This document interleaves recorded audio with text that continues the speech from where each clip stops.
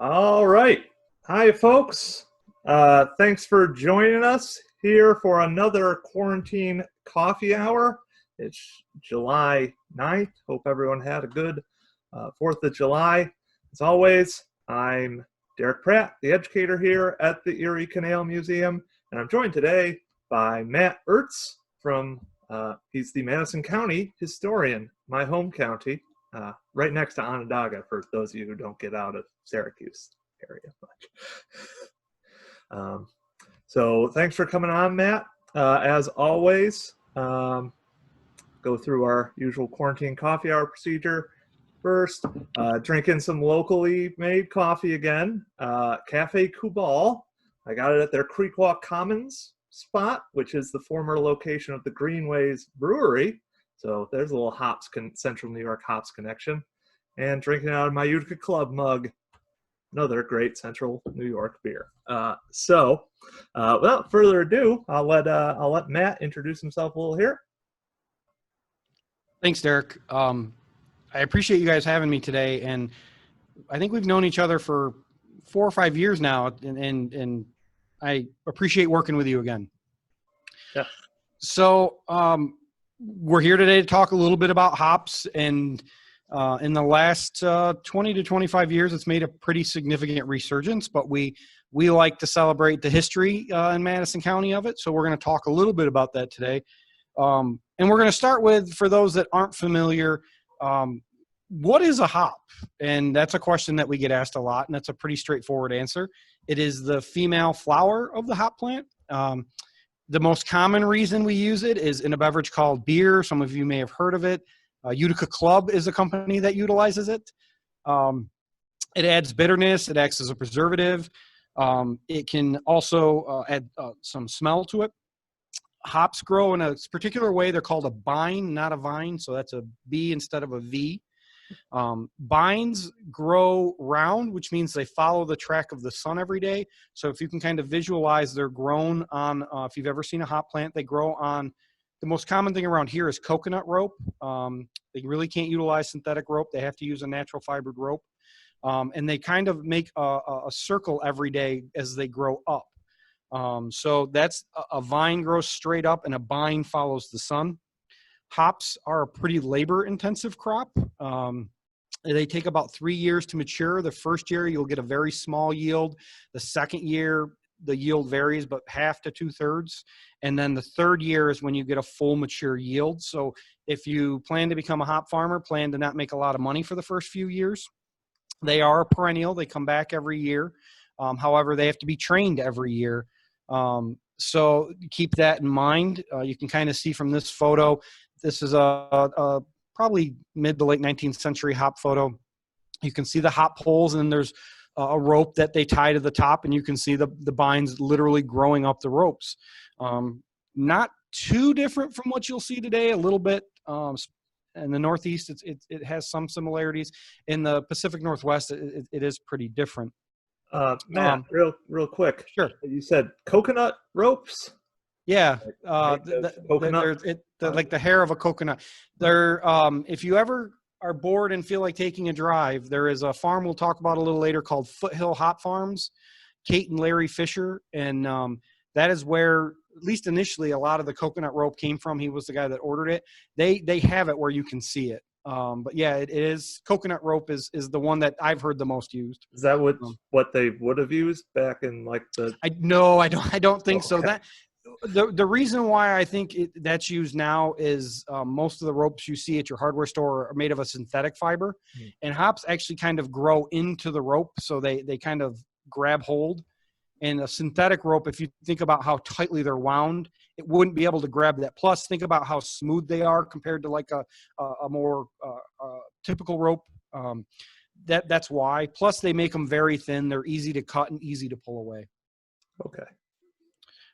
So harvesting hops early on was a little bit different. You would have a couple of different tasks. You would have the hop pull puller, for lack of a better way to put it. They had a tool that you could utilize that would lift the pull out of the ground. And then hop pickers would literally pick the hops off the bines once they were on the ground. So you can see in this photo on the right, there are some women who are harvesting the hops. There's a gentleman on the left next to a bale of hops. The women and children and sometimes men would pick and fill buckets. I mean, the price ranged, but as late as 1893, we know in Munnsville, they were paying 25 cents to fill a box, and your goal was to fill that box by the end of the morning when you started your morning shift, because hops will actually, once they're off the vine, will settle. So they get a little smaller, and you want to fill it as fast as possible so you can make the most money as possible. So it's a very, again, labor intensive and tedious process. So that was something that you would bring folks in typically from outside the area. We'll talk a little bit more about that in a second. As you drive around town, you will see different types of hop houses. So the one on the upper left is the Marshall Oast House. That's in the town of Stockbridge. It's an English-style round kiln. That one was built in 1867. It was used as a hop barn until hops became completely unprofitable in 1911. We'll talk about that in a minute. The one in the bottom is a double pyramidal. It's on the farm of Drover Hills Farms. If you've ever had Drover Hills is a meat farm. And then the upper right is on Cody Road in Fenner, and that's just kind of a standard hop house. The one thing you kind of see with all of these is there's two different sections to the building, and that's because you would have a kiln portion of it.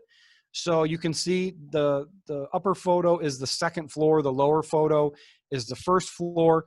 Hops were dried, so the drying process, they're also very brittle. So, they want to make sure they keep the highest grade. They would be dried slowly over typically a 12-hour period. So they would fire them up, spread out the hops on the second floor, let them dry. And then when you look at these different spaces, you can kind of see they would be shifted either to the back of the building, to the other pyramid, or down into the barn from the Oast House in an effort to bundle them and get them ready for shipping. The other thing you kind of see on all these barns is you see a window, some openings here. They wanted to make sure the heat stayed within a specific range. Again, you didn't want to overcook them. You just wanted to dry them out. So they made sure they had the capability to open up and get the hot air out if necessary. So we know in Madison County for sure that we had at least 2 breweries that existed from census information and maps. If you're familiar with Casanova at all, kind of behind where the public library is, if there's a Boy Scout place, that's this place right here, the Furnace. I don't know if you can see my mouse or not, but the Casanova Brewery is up here, kind of east of the parking lot.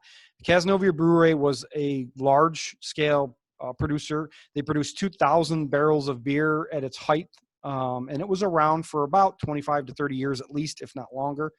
We also know that there was a guy in the town of Lenox in 1850 on the census who was listed as a brewer, and he produced 635 barrels of beer.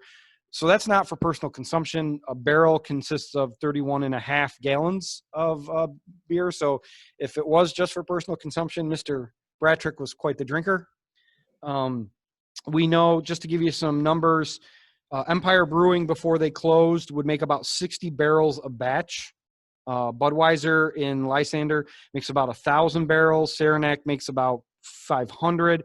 Most of today's modern brewers are making less than 2,000 barrels a batch when they brew beer.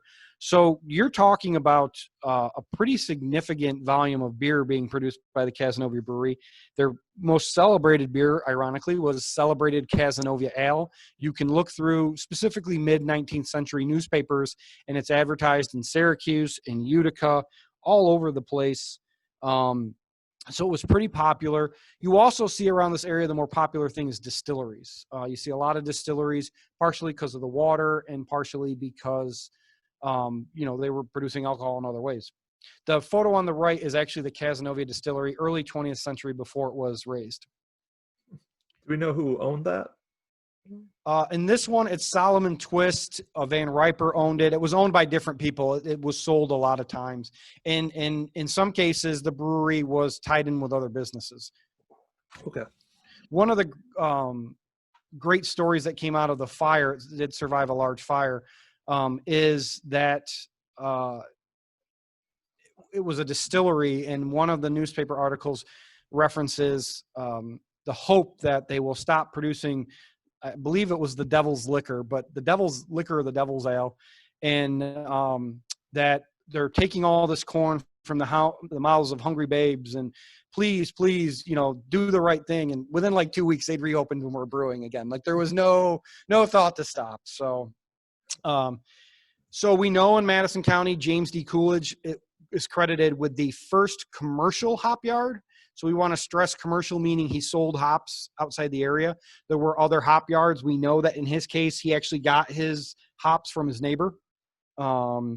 He was not the only one in Madison to have a commercial hop yard. We know that Solomon Root did as well. This house, if you're familiar at all, it's on, I think it's on 12B, kind of cutting through from Route 20 to Hamilton. There's a historic marker there. They've actually marked where the spot of the first hops were. Coolidge, like I said, is generally the first recognized person to ship hops to market, specifically New York City. He did that in 1816.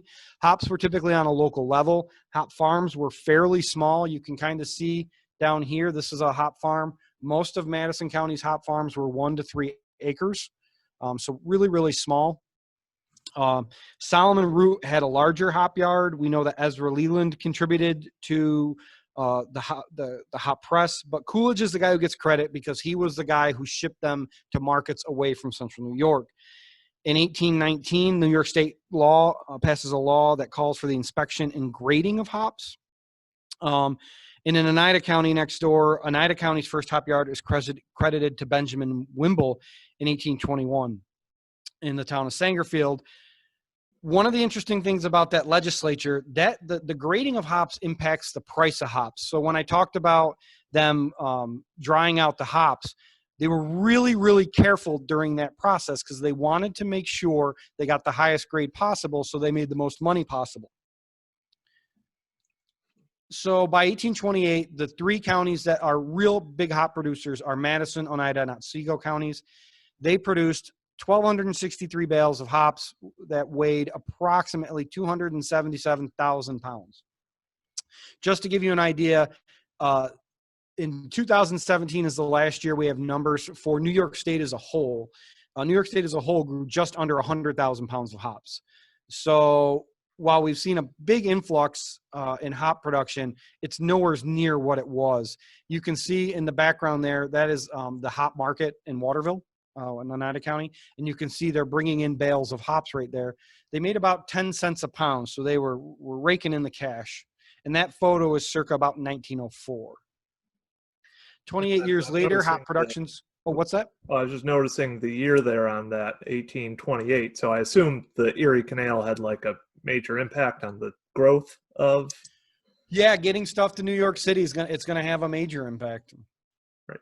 By 1855, hop productions has grown to over 5 million pounds harvested in Madison and Oneida and Otsego County. Otsego led the way with 3.1 million pounds.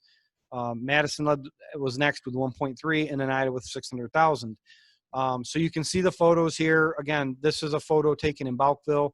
I don't have it in front of me, but we actually know the X over that one guy's head is the one person we know in that photo. His family still lives in the Balkville area.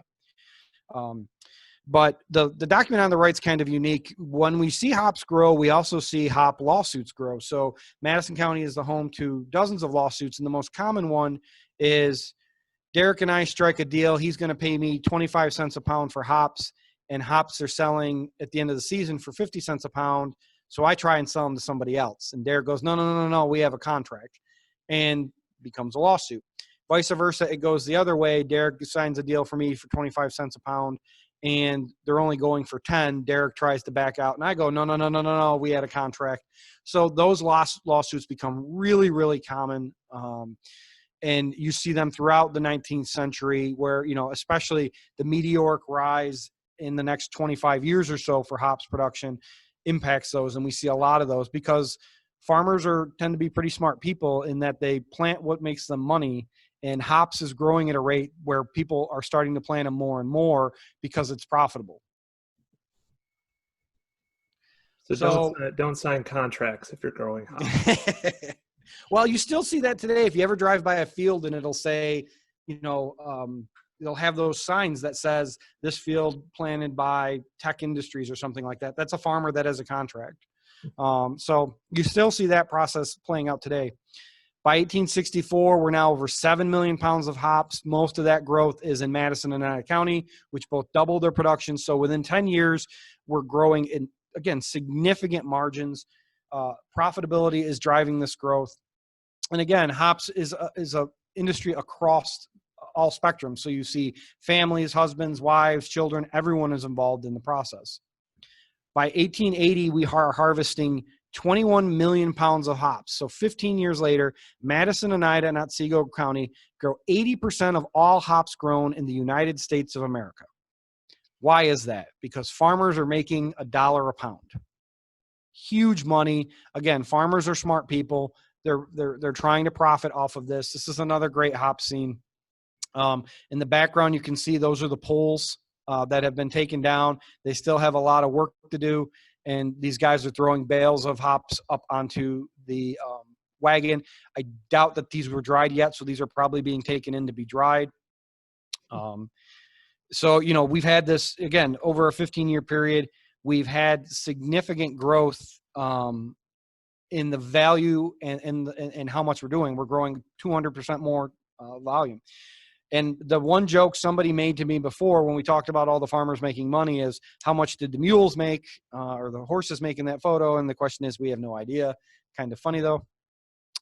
So at this point, we want to talk about the culture of hops in that hop picking season is fairly short. It typically starts somewhere between mid to late August and runs through mid to late September. Varies to some degree, but once they're ready, that harvest period is very short. And you would see, for the lack of a way to put it, you would see pop-up communities. So some farms actually had built-in housing on site. Some of those still exist, not very many. But you would see a culture pop up in the sense of the farmers would produce housing. They might produce pop-up shops so that if you forget your toothpaste or your whatever essentials, they would sell that to you, and they would provide entertainment. So if anyone here has ever been to the Saulsville Hotel in Bouckville, just outside of Bouckville, the Saulsville Hotel was known for its hop dances, and you see that on a regular basis. A lot of pickers live locally, but you would also have people, this was an opportunity if you lived in a city to go out and get some fresh air. So it might be like almost like a working vacation to a certain degree. You go out, you get some fresh air in the country, you make a little bit of money, you have a good time for a couple of weeks. If you're in a factory setting, it might be the time of year where they're shut down. So you would see people come from outside the area to work the hop fields as well as locals. An easy way to make a little bit of money. And you see through some of these things, the annual hop picnic over here. The New York O&W would take you there. You can learn about the fall and the rise of the family of Wilburs and the hop legend of Pratt's Hollow, which no one still knows what that is. I guess that's why it's a legend. Like the revelations and mystery of the community. You could go and visit the Oneida Lake shore scene, the Hop Growers Picnic of 1900 on the left, and these exist all over the place. So it's a great opportunity for you to go and have some fun and make a little bit of money, get some fresh air, and a culture comes out of that. You make friends. You see hop dances. I've always joked they're hops, but you would see hop dances. Again, the Saulsville Hotel in Madison County was well known for its hop dances, and I think we have a photo coming up of, yeah, we do right here. We have a photo. This is the Saulsville Hotel, and you can see they're getting ready for hop season because they got the hops hanging and drying. So this is probably a circa, I'm going to guess, late 19th, early 20th century photo. It hasn't changed a whole lot. There's been some differences, but it's pretty similar today. If you want to go out and get a nice fish fry on a Friday night, it's a great place to go. So I love this photo because everybody's looking off in the distance. Not everybody. It was a very short period. They made money and not every farmer did, but we're making great money. Everything's going to be perfect for life. They're all looking they're very, very bright futures. So we know that the decline, you'll see different reasons why it happened. We know that it wasn't just one season. You know, one thing about upstate New York, our growing season is very short. We had something called Downey mildew, which played a pretty significant problem, insects, and then the development of hops in Western states in this little thing called Prohibition. So let's start with the first thing. 1899, New York produces 17 million pounds of hop. Now remember, people could make up to $1 a pound for good grade hops. In 1899, 20 years later, they're only making 10.5 cents a pound, which is what they were making in 1828. Huge, huge difference. So just 10 years later, we go from 17 million pounds to 8.5. And that's because we talked about this before. Farmers are smart people. If they can make money at it, they're going to make money at it. If they can't make money at it, they're going to go find something they can make money at. By 1909, they're making more money per pound, 30 cents, but it's not near what it was at its peak. And that continues to have farmers leave the growing industry. We know that Downey mildew was something that impacted farmers as much in the Pacific Northwest as it did here. Downey mildew is a white powder mildew that impacts the hops early in their growing season so that they don't grow to their full height. And you can see that looks like a nice pretty hop. That does not look like a nice pretty hop. Do you want beer made with the Downey mildew on? Absolutely not. And if you caught it early on, you could have catastrophic losses. You could lose your whole crop. And that's the other thing in this era, and probably not insanely different from today, but you lose your whole crop, you might lose your whole farm. By 1899, New York is the highest grower. 10 years later, they're third behind Oregon and California and just ahead of Washington State. And the reason that is there's a few. The Pacific Northwest was the more commercially viable market. Hops require a lot of water to grow. When you talk about hop growers today, they'll tell you about they have specialized irrigation systems called drop systems, where they literally just drop a little bit of water at a time on the plants.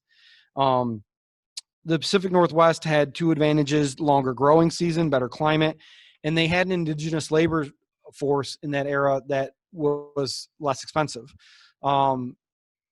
They were making 14 cents a pound when we were making 30, but they were still more profitable.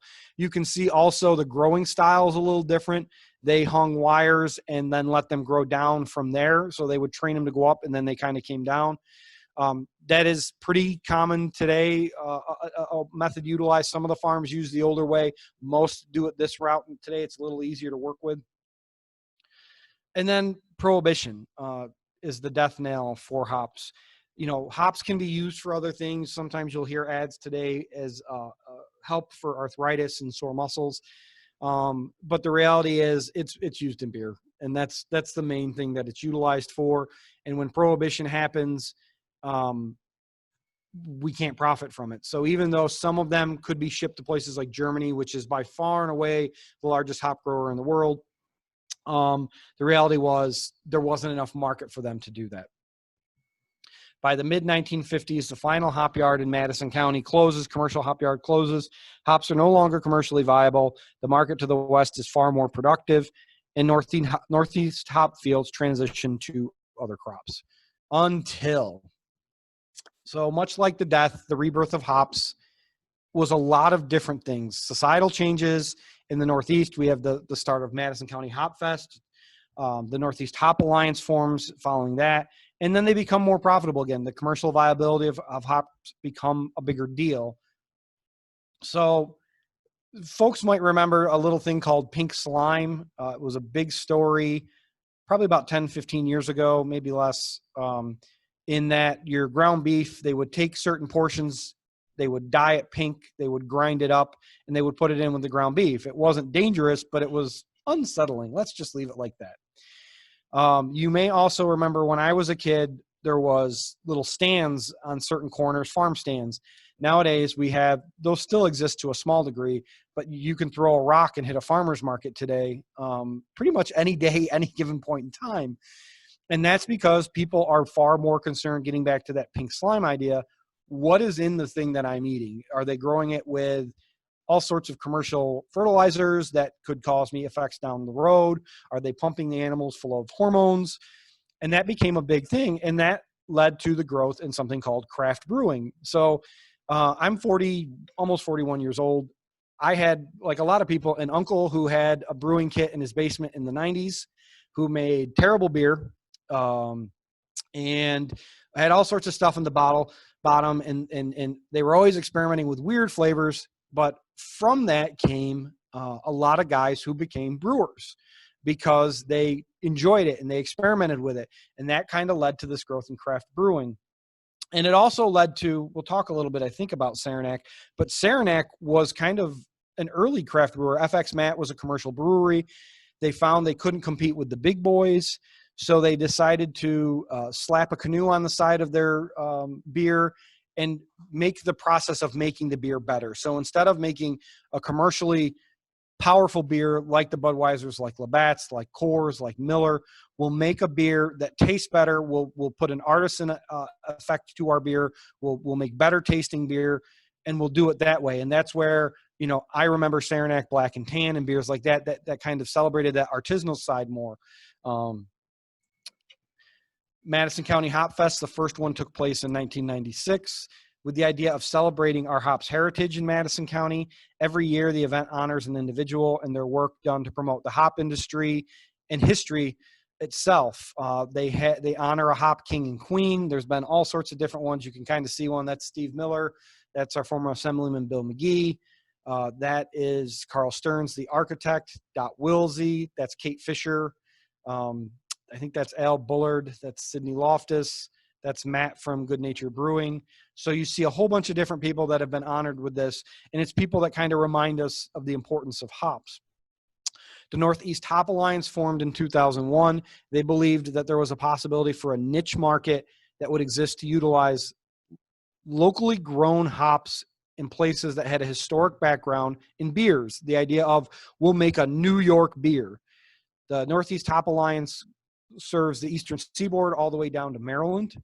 They assist hop growers in getting started, and I'll reference them again in just a second. In 2001, Foothill Hop Farms in Munnsville becomes the first commercial hop farm since the 1950s to plant and grow hops. The Fisher family has been a leader in the redevelopment of the hop industry, and just in the last few years, they finally got around to opening their own brewery, so you can stop by and talk to Larry and Kate right on Route 46 in Munnsville. It's tremendous beer for everybody watching.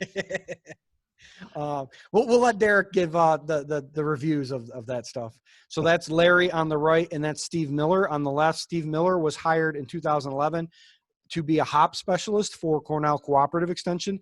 He held that role until 2018 when he became the director of the Northeast Hop Alliance. Steve's main role was to help farmers who were interested in growing hops start that process.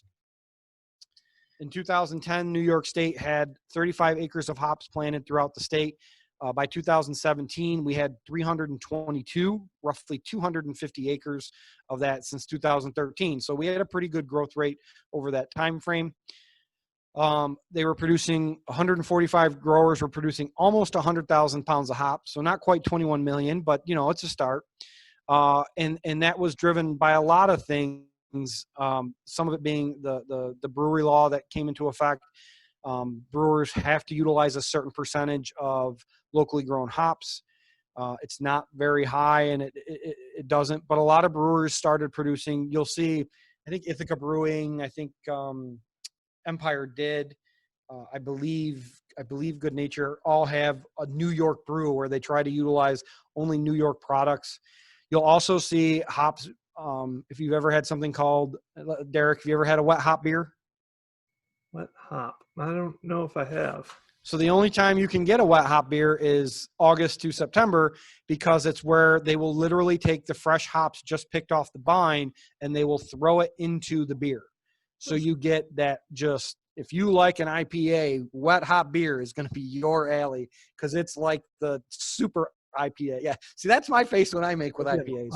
I'll pass on that. But it's that super bitterness, because you're getting those fresh hops, the lumelin from those fresh hops. You get that kind of, if you've ever been in a hop field, it's got that smell. If you've ever seen the Sam Adams commercial where he shakes his hands and sniffs, that's what he's doing. He's trying to get that smell. that's what you get from a wet hop, typically a wet hop IPA. So these are some of the growers around central New York. The Vineyard is probably the biggest. I'm not sure of that, but at least in Madison County. CNY Organic Farms is in Central Square. The Climbing Vines is out in Penyan, Cayuga County. Critz Farm in Casanova. Critz Farm's another fun one. Have you ever had their Pine Tip beer, Derek? Again, one of the earliest beers was brewed from the tips of pine trees when they were still green. It smells exactly like a pine tree. It's to each their own. That's how I'm going to say. But they brew it every year. It's an interesting experience. Foothill Farms we referenced in Munnsville, the Griffin Farm Brewery in Onondaga County, Hilltop Hop Farms, Ledyard Farms in King Ferry, Pompey Mountain Hop Farm. That's actually a pretty big one. Willett Hop and Grain, and then the Woodland Farm Brewery in Utica. And I believe they sold out, but when the Bush family sold Budweiser to InBev a few years back, one of the Bushes actually came back to Otsego County. The Bush family has ties to Otsego County and reopened a hop farm. I believe that's either been sold or it's on the market still. Huge estate with a hop farm on it. So, right along, what is it? The lake in Cooperstown. But Otsego Lake, right? Otsego's the other way. Oh, but that's someone will tell us that in the comments. So with that, I will ask if there's any questions, comments, or rude remarks. Yeah, well, I was wondering, so this must have had a huge labor force. I know we have some people from the Central New York German American Society watching. Do we know anything about like immigrants and stuff who worked in the hop fields? I assume German immigrants probably. Not off the top of my head. It would make sense if they would. Again, it was such a short period, and it's labor intensive, and the harvesting, you need a lot of people, but the actual growing of the crop is more, so you have to train the hop to grow up the rope, which means you literally kind of have to wrap it around the rope so that it knows where it's going up. That's a one-person job. You have to weed them and you have to water them constantly. That's not really, it's, again, labor intensive.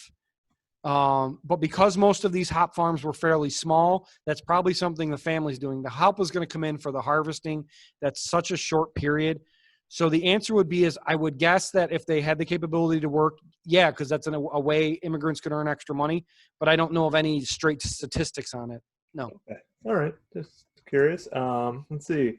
Bethany Shank says, Talking Cursive Brewing Company. Actually, they were asking Talking Cursive if they've ever done a wet hop IPA. She apparently thinks it sounds good. I'm an IPA guy. I know that Empire used to do it. I have not talked to the new owners. That's now Meyer Creek Brewing. I don't even know if they're open yet. Are they open? Well, they have beer to go at the moment. Yeah. The other thing with that is wet hop beers typically are only on tap because it's not something you can bottle. So you're only going to get it at the brewery. So that would be the other thing would be, I don't know how breweries, I think Good Nature's outdoor section is open. I believe Erie Canal has an outdoor section in the front that you can sit on the sidewalk. And I'm going with the Madison County breweries. Yeah. And Meyer Creek definitely has the space, and obviously Critz in the last couple of years hired a brewer, and they've made some different beers, and I believe they have like a cider beer mix. But you can go to all their wonderful websites, and I'm sure they'll tell you all about it. Yes. Yeah. Yep. We got one comment. Found the presentation very interesting, and she worked with Kate Fisher for many years in her other job. Yeah, when she was she worked in a school district. Yes, fun just fact, retired. it's my mom that made that comment, so I already knew that. But I'm not seeing any other questions here, really. But this was fascinating here. Thank you, Matt. Thank you for having me. Yeah, and thanks everyone for tuning in. Reminder: this is our penultimate or second to last Facebook Well, quarantine coffee, regularly scheduled quarantine coffee hour. The Erie Canal Museum opens up next Thursday for limited hours. So we're cutting back on our digital programming a little. Fear not, we'll be back at some point. So next week we have David Brooks from Schoharie Crossing.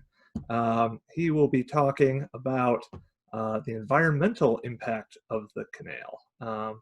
So we'll see you next week, and after that, hope you can make it into the museum. So thank you.